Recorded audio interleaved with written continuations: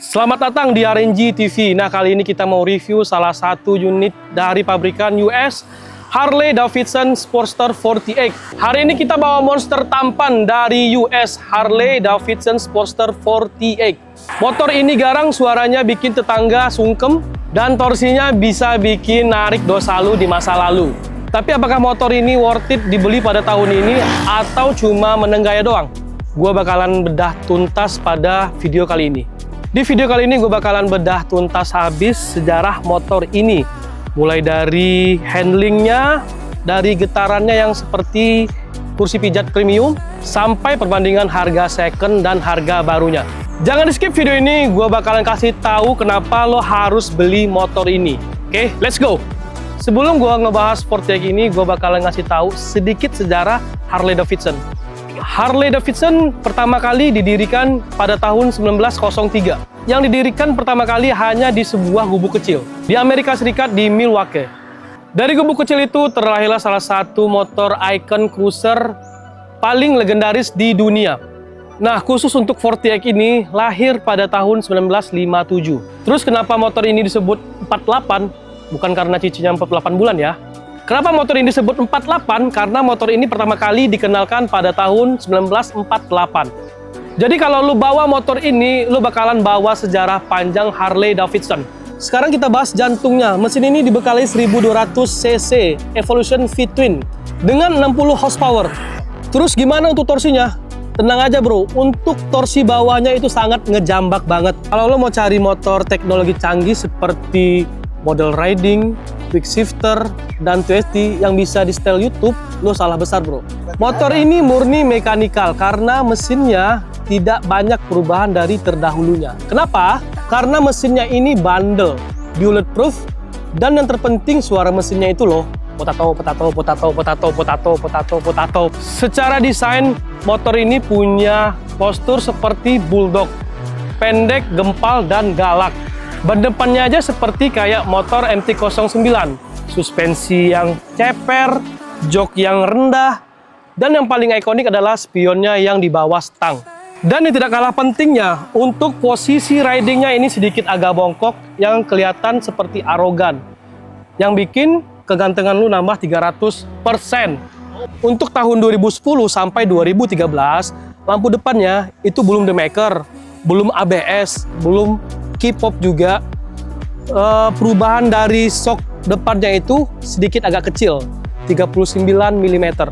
Untuk velg dia sendiri, itu dia masih jari-jari, belum seperti velg palang seperti ini. Memang terlihat klasik, tapi sedikit ringkih dari bagian kaki-kaki. Nah, untuk perubahan dari tahun 2014 ke terbaru saat ini, itu dari lampu depan, dia sudah menggunakan D-Maker, pengeremannya sudah ABS, velgnya sudah palang, lalu untuk shock breaker depan dia sudah besar 49 mm, dan untuk shock belakangnya dia sudah pre-adjust. Joknya sedikit agak tebal, walaupun kalau kita naikin sedikit seperti kayak papan juga sih. Nah, saran dari gua nih buat teman-teman yang mau cari Sportster 48, mending cari tahun 2016 ke atas, karena dia pengeremannya sudah ABS dan pokoknya udah paling nyaman lah dibandingkan versi lamanya. Untuk konsumsi bahan bakarnya itu 1:10 sampai 1:15 kilo lah. Itu sekitaran 100 sampai 150 km. Nah, makanya motor ini disebut dengan duta SPBU. Nah, untuk harganya dari tahun 2010 sampai 2012 itu range harga 300 kecil sampai 335 juta. Dan untuk tahun 2016 ke atas sampai tahun 2024 itu harganya 400 sampai 480 juta untuk secondnya teman-teman. Untuk di depan kalian ini adalah Harley Davidson Sportster 48 tahun 2019. Warna abu-abu ini warna jarang teman-teman ya. Ini istimewa, kenapa gue bilang istimewa? Odometernya baru berjalan 2000 ongoing, pajaknya panjang, dan untuk modifnya itu total 50 jutaan. Apa aja? Oke, dari knalpot ini sudah menggunakan V-Enhance, lalu stang depan dia sudah menggunakan stang lurus model T-bar ya teman-teman. Lampu depannya D-Maker bawaan, lalu ada frame slider sudah terpasang. Untuk suspensi belakang dia sudah menggunakan progresif. Nah, untuk motor ini kita bandrol di harga 470 jutaan saja. Bisa cash dan kredit. Dan motor ini berada di RNG Motorsport 2 BSD. Nah, sekarang kita coba fuel berkendara di Sportster 48 ini, teman-teman. Kita coba ya. Wow, keren banget sih emang.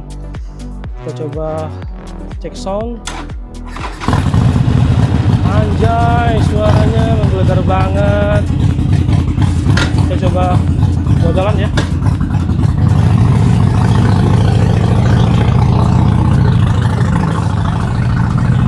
Yoho, ternyata memang enak juga sih. Kalau di jalan aspal seperti ini tidak kena macet ya. Ini enak sih teman-teman. Torsi bawahnya tuh dapat banget. Oke. Motor ini tidak bisa dibawa pelan ya. Dia tuh harus dibawa 60 km per jam sih. Kalau dibawa pelan dia bakalan mati-mati ya teman-teman. Kita coba lepas tangan ya. Apakah ini stabil stangnya? Oh, ternyata memang stangnya stabil ya teman-teman. Oke. Nanti kita coba isi bensin. Ini bensinnya udah mulai habis. Nah, ini ketemu lampu merah lagi. Alhamdulillah nih, ini nggak terlalu macet ya lampu merahnya. Oke. Nah, buat kalian kalau berhenti di lampu merah, jangan langsung berhenti tek gitu ya. Jadi pas kalian mau netralin, agak sedikit majuin dikit motornya. Nah, itu baru bisa dinetralin. Kalau kondisinya mati kayak begini, nih ini agak susah buat netralinnya. Nah, tapi agak dimainin dikit kayak begini. Nah, itu baru bisa netral. Overall sih enak sih buat city ride ya.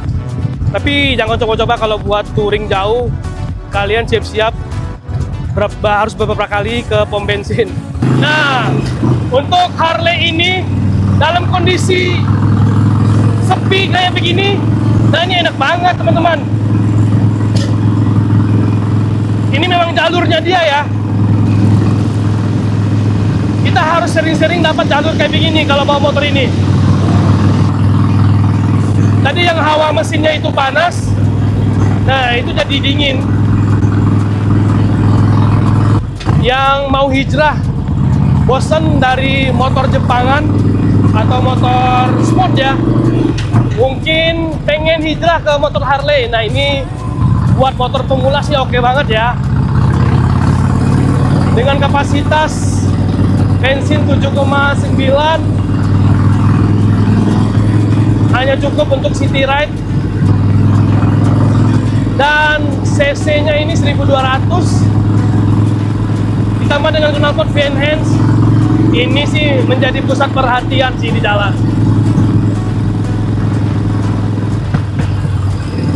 Ini cocok banget nih buat kalian kaula muda. Oke.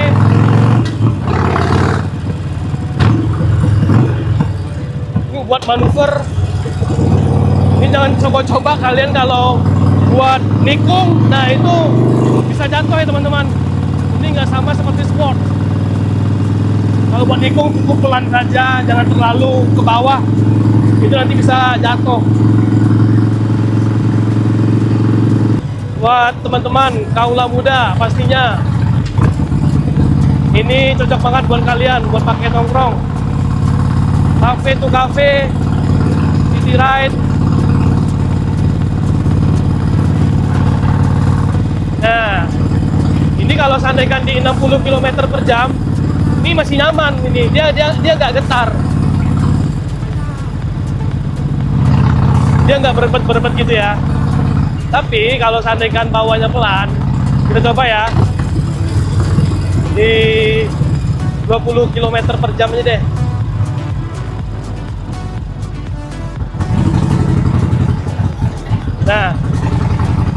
Nah ini endut-endutan bro, nah, gitu.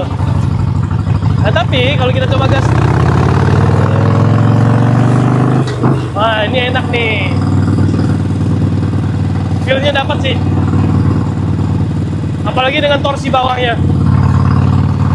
Untuk banget. Oke. Sekian itu review singkat dari gua, feel berkendara. Silakan buat kalian boleh coba buat kolom komentar apa pendapat kalian dengan motor ini. Jadi kesimpulannya adalah buat kalian yang kaum mendang-mending jangan beli motor ini karena shocknya ini keras, tidak nyaman buat pakai touring, pastinya tidak nyaman. Tapi kalau untuk buat nongkrong, inilah motornya, keren banget pastinya. Nah, gimana menurut kalian? Apakah motor ini cocok untuk dibeli atau mending beli mobil SUV untuk keluarga? Tulis di kolom komentar. Buat kalian yang suka video ini, jangan lupa like, komen, dan share, atau tekan lonceng supaya kalian tidak ketinggalan dengan video-video update terbaru dari RNG TV. Gue Ozzy pamit undur diri, jangan lupa save ride, jangan arogan, dan jangan lupa tonton video selanjutnya. Bye!